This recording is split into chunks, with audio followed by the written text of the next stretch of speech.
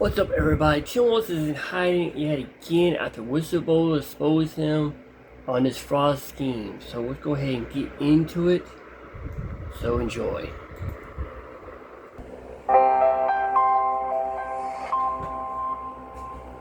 What's happening, gang? It's your boy Retro back again with another reaction video. Yeah. Today we got another huge update. You guys can probably already tell that it is going down. Just by that title alone, you guys are definitely going to want to check this one out. So we got Governor Tim Walz of Minnesota now attempting to get out of Dodge as the whole Somali fraud scandal continues to spiral out of control, guys. I'm excited to get into this one, so without further ado, let's get straight to the scoop. And so I can't say it enough. Don't give them any money. Don't confirm a DHS secretary. Continue to drag them in front of you and put the guardrails around. If a DHS, ICE, Border Patrol, whoever it is, federal agent is involved in the killing or violence or violating constitutional rights, the states have to be able to be part of that investigation.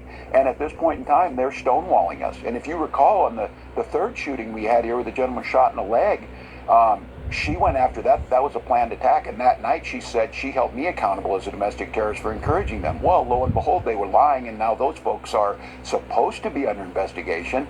But our folks were driven off that scene with the gas that was being thrown by ICE. So there's a lot of unanswered questions. And I think the way this White House operates is we'll get rid of this, we'll talk about something else, we'll flood the zone and people will forget about it. I think what I'm saying to Kristi Noem is we will never forget. We will never rest until we get justice for the people that were harmed in this. And if we don't, and all the rest of your listeners, this is coming to your state.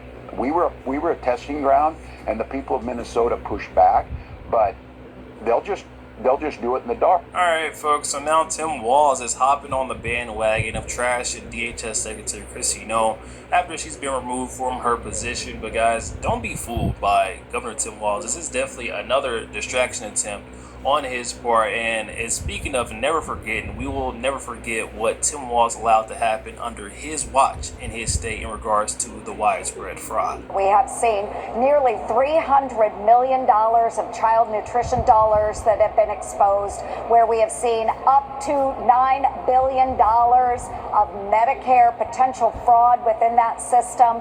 We're going to focus on that, but there are other states as well where we are focusing. So if we see it, we're going to call it out. So sorry, Governor Walz, that you got caught, but you have been caught. Now is time to pay back that money to the American taxpayer. Admit that you did wrong. And unfortunately, this fraud was caught as early as 2019, and yet they did nothing about it. And she's exactly correct in saying that Governor Tim Walz, he's gotten caught, and now it's his time to own up for his actions, his mistakes underneath his failed leadership. We've seen Somalis and fraudsters getting away with billions of taxpayer dollars in the state of Minnesota. We cannot let that slide. Tim Walz, and we just know, and I know he's never going to take accountability for this one. I want you guys to take a look at this one. He can tell that it's not over for him. Everyone knows what he did, and now he has to be held accountable for it. But just look at the way that he runs away from basic questions about fraud in his state. Governor Walz, any comment on Mike Lindell running for governor of Minnesota? Governor Walz, are you not running for re-election because that's an admission of guilt? Is Mike Lindell going to take your seat? Are you guilty? Governor Walz, are you not running for re-election because you're guilty? This is definitely a great question, one that we need answers to from Governor Tim Walz.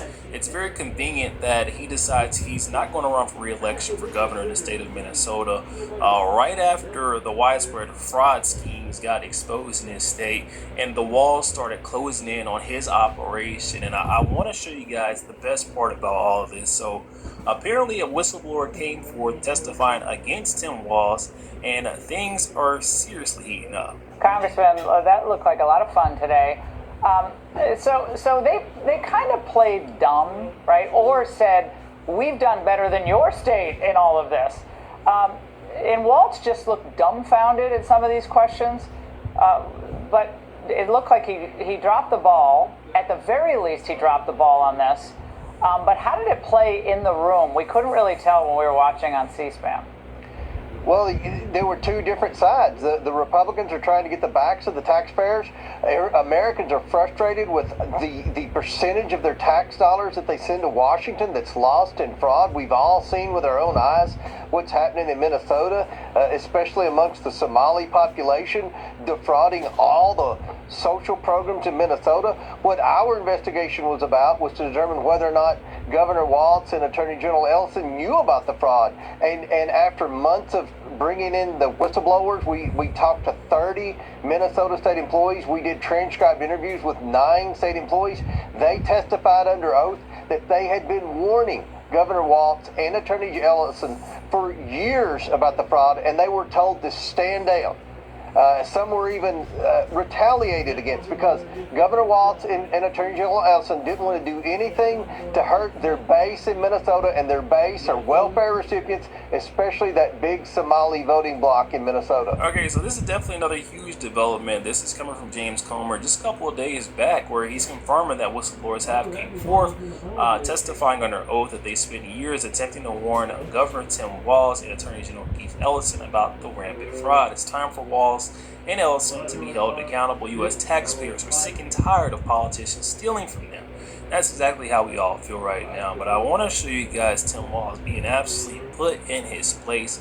You guys don't want to miss these next couple clips. This is from Republican members that are having an absolute field day exposing Tim Walz. You got to see this one. That's all I'm going to say. Check this out. Go to Governor Walz, and I hope you learned some lessons from your last hearing with me on the Oversight Committee. Have you learned anything I since did then? that if I didn't speak up, 2 of my people would be dead, Congresswoman, and I warned you. Okay, Miss Governor Walz, what is a woman? Have you learned that lesson? Do you know what a woman is? I'm the governor of Minnesota, Congresswoman. You know what a I'm not woman here is. to be your prop for your obsession. So I if you taught can't middle school and define your what a obsession. woman is, you certainly can't define what fraud is. If you can't even define what a woman is, you can't define fraud. Progress, but we're not done yet. And then just 3.5 months later, on January 5th, you dropped out. I got to ask you why. I mean, were you tired of making historic progress? No, Congressman, I think I've done the job for 2 terms, and I said talking with my family, and I said I want to focus on doing the job, not Did it have running. anything to do with this epic, historic, awful fraud? It has everything to do with trying to do the job right for Minnesota. The facts are your leadership, and really your lack of leadership, has been responsible for one of the largest rip-offs of the American taxpayer in our history. And you traded, I believe, political expediency, the currency of political expediency, for your integrity. And, Mr. Chairman, I don't know if you know this, but it's been widely reported that in 2008, when Barack Obama was choosing his vice presidential candidate, he had 3 criteria. He wanted to make sure he picked somebody that wasn't as smart as him and had less talent and charisma and couldn't possibly outshine him, so he picked Joe Biden. And then Joe Biden in 2020 used the exact same criteria. He wanted to make sure he picked somebody who wasn't as smart as him, had less talent and charisma, and wouldn't outshine him, and he picked Kamala Harris. And then in 2024, Governor, I think it's very evident why Kamala Harris picked you. The talent pool, Mr. Chairman, the talent pool isn't just shallow, brother. We have hit the shore, and I yield back. Gentleman yields back. That was too good not to show you those. Representative Nancy Mace absolutely going in on Tim Walz. He was lost for words, had nothing to say. And then Pat Fallon. And they're saying that he hit Tim with a put down so clever that even Tim Walz laughs at. I mean, come on now. You see exactly why Kamala picked Tim Walz. And honestly, I'm not even going to say that's the reason why she picked him. I think she picked him solely for the bankroll. I mean, this guy had an infinite piggy bank running through his governor's seat in the state of Minnesota. We've seen that he had brought in an historic amount of donations the first day on the campaign team with Kamala Harris, and you wonder why. I don't know. It may have something to do with the fraud schemes throughout his stay. His state was like essentially plagued with fraud. Now that we're discovering what's been going on, we can see the numbers. This is billions and billions of taxpayer dollars going right to the hands of these criminals. So I think that's also what played a role in him being selected by Kamala Harris. And I'm finally glad to see people stepping up and challenging Tim Walz. We cannot let this guy weasel his way out of this one. He must be held accountable. And it looks like the fraud total is actually still growing in the state of Minnesota. You guys have to check out this last one before I get my reaction on the back end. Also today, a guilty plea in federal court connected to a multi-million-dollar autism fraud scheme in Minnesota. The defendant accused of paying kickbacks to recruit children, fake diagnoses, and bilking the Medicaid system. It is a case Lou Raguse first broke in September. He joins us with details from the newsroom. Lou? Julie, this was a $6 million scheme run by a man who was just 22 years old when he opened this supposed autism clinic, Star Autism Center in St. Cloud. Abdi Najib Yusuf admitted that his he called them investors, brought in unqualified staff, family members as young as 18 to do medical services. And then they recruited children from Somali families to receive services in return for kickbacks, which were also paid with taxpayer money. Many of the kids didn't even have autism, but Yusuf admits they fraudulently got those diagnoses. After 4 years, Star Autism Center had racked up $6 million in reimbursements. Yusuf sent $200,000 to Kenya and spent $100,000 on a Freightliner semi. He did not say how much of the $6 million he kept for himself. Now, Yusuf is only the second suspect charged in what is believed to be a wide-ranging fraud scheme among autism centers. Both of these suspects have now pleaded guilty. In court today, though, prosecutors said that they plan to indict Yusuf's so-called investors who are involved with him on this scheme. He'll face about 5 years in prison when he eventually is sentenced, Julie. Well, Lou, one of the most frustrating things, and there's so many, about these cases is it's $6 million and all we know he has to show for it is maybe only 5 years fraud.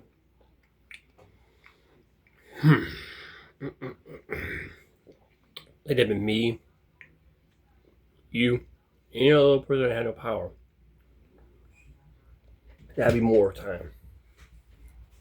But hey, what do I know? I'm just a small time fraud. Back to the deal.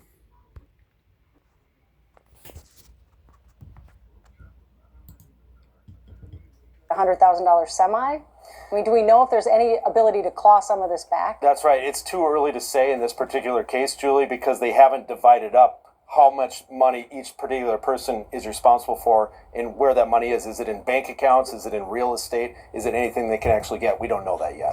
And these other people that will be indicted in this case, the so-called investors, is this a case where he maybe was a lower rung on the ladder and these are higher rungs on the ladder? Well, they maybe knew more of what they were doing, but he was the only owner and CEO of this company that registered with the Secretary of State's office and the very same day was approved to be a provider by the Minnesota Department of Human Services. Yo, there we have it, guys. Oh my goodness, it looks like Governor Tim Walz may be cornered in this whole Somali fraud situation, a fraud that has plagued his state of Minnesota. So we now have whistleblower testimony admitting that Governor Tim Walz, alongside his partner in crime, Attorney General Keith Ellison, ignored, even punished whistleblowers. We knew this before the fact, but now that we're getting the testimony and it's more folks coming out saying the same exact things, we have no choice but to believe these individuals.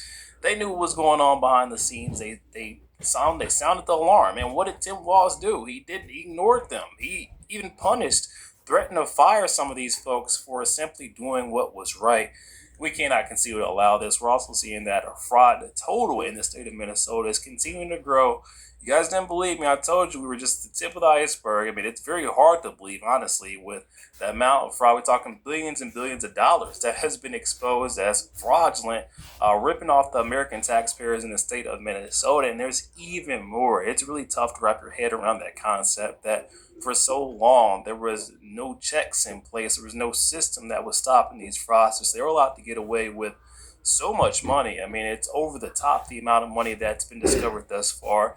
And we keep saying that there is even more, and that's because when you have a system that has the floodgates open like that, there's no way that this was just isolated to these couple of $1 billion in fraud. I already know there is even more to come, and Governor Tim Walz, the way that he is acting constantly lashing out about everything but the fraud in his state. It just shows you that there's something else that he's trying to hide. That's why he continues to scream so loudly about DHS Secretary Kristi Noem. It seems like every single time that something happens to a figure on the right, President Donald Trump, anything that there is to go against him on, he does it, and he sounds it. He sounds it out as loud as possible because he knows he wants to distract from what's really the bigger issue right here, and it's the fraud in his state.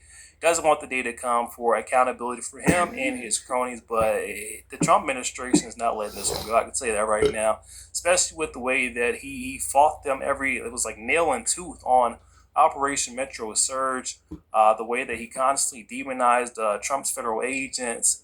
That was all a part of his distraction tactics, but I think he went a bit overboard and crossed the lines, and now he's getting all that attention for all the wrong reasons.